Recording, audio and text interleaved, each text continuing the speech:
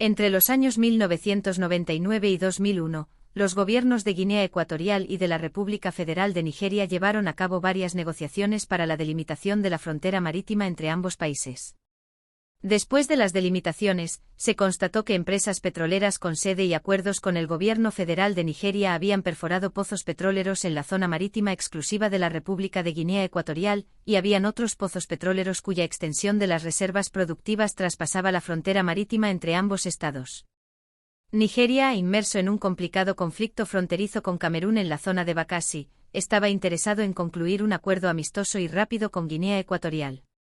Para los pozos ubicados en las aguas territoriales de Guinea Ecuatorial, cuyo coste de exploración, perforación y producción habían sido sufragados en el marco de contratos entre las petroleras y el gobierno federal de Nigeria, se dejó un plazo de 10 años de explotación en favor de Nigeria a cambio de un pago diario de 10% de producción. Según los cálculos de la época, eran $225.000 Estados Unidos diarios, unos $82.398.750 Estados Unidos anuales, unos $822.398.750 millones de dólares Estados Unidos hasta 2011.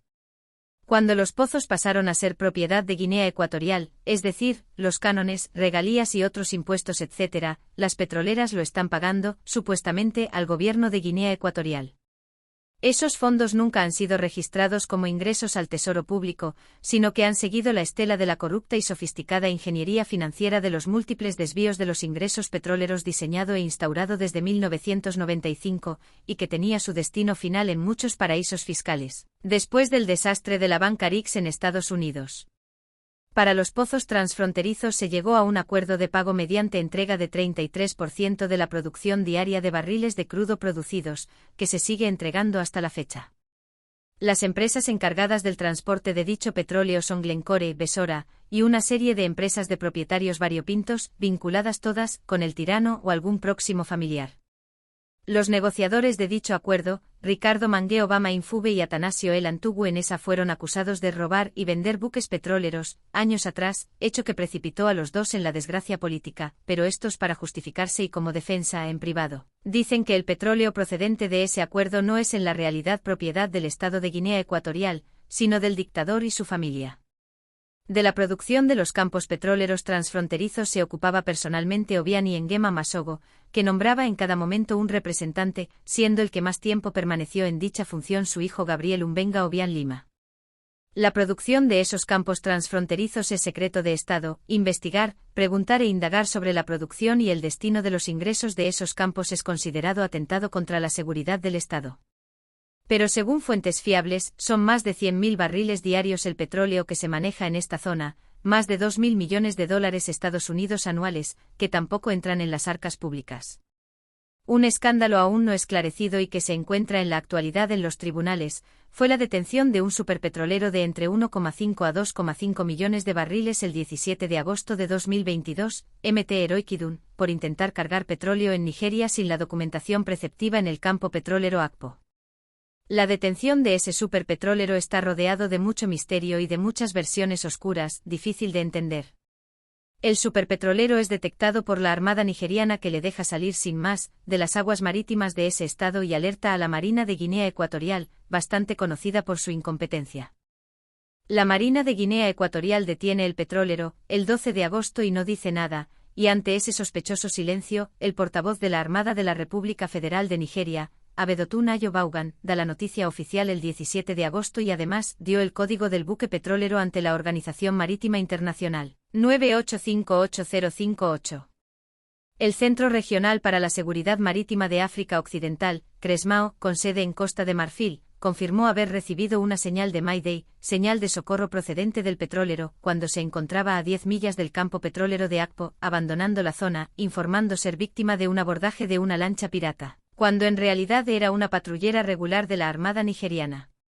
Pero lo curioso es que el petrolero es obligado a abandonar la zona de carga petrolera de Total Safe Anchorage operado por Akpo Oilfield, pero antes de abandonar la zona marítima de Nigeria, procede a cargar 2,5 millones de barriles de petróleo en Akpo Single Buoy Mooring, el 8 de agosto de 2022, 9 días antes de su detención, y completamente cargado abandona la zona.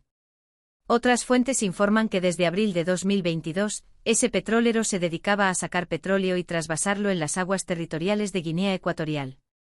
Se llegó a hablar de que las aguas marítimas de Annobon eran usadas para ese tráfico de petróleo legal y ilegal. Una vez detenido el buque fue amarrado cerca de Luba, su tripulación fue encerrada en las dependencias de la gendarmería. Días después aparece un directivo de Besora, diciendo que habían alquilado ellos el petrolero y la tripulación. El mismo día la tripulación es sacada de los calabozos y alojada en el Hotel Bahía, propiedad de Armengol Ondo y Nguema, bajo fuertes medidas de seguridad en la entrada del hotel y sus alrededores. Semanas después toda la tripulación abandona Malabo. El contenido de crudo del petrolero es bombeado de noche y se deja un roquero de pistas que nunca serán resueltas. Según se sabe, la carga pertenecía a la empresa Prime Oil y Gas, que tiene un 16% en la licencia de Total en el campo ACPA. La empresa propietaria del petrolero, Hunter Group ASA de Noruega, comunicó que lo había vendido en el mes de julio, sin indicar el cliente. Así maneja el régimen dictatorial de Obiang los recursos públicos, con un puro estilo de una organización mafiosa y criminal, que tiene su base en un estado.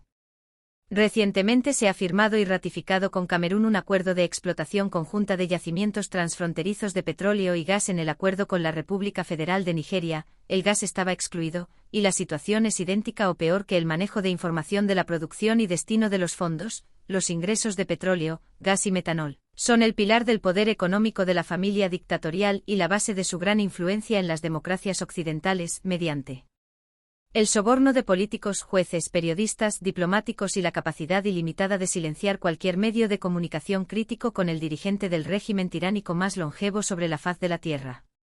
Tenemos ante nosotros una verdadera pesadilla que supera todo lo inconcebible. Artículo escrito el día 7 de mayo de 2024 por Acoma UMBA. Reproducido por Abaa TV.